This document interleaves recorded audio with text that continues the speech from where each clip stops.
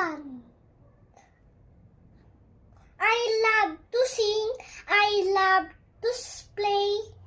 I learn new words every day.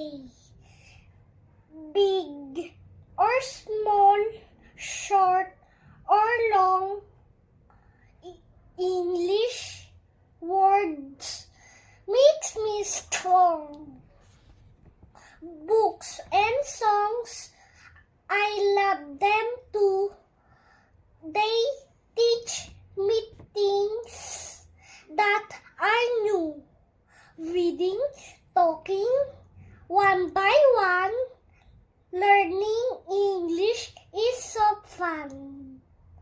Let's all smile and clap our hands.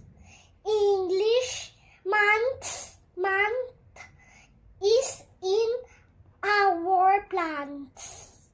Say hello to everyone. Learning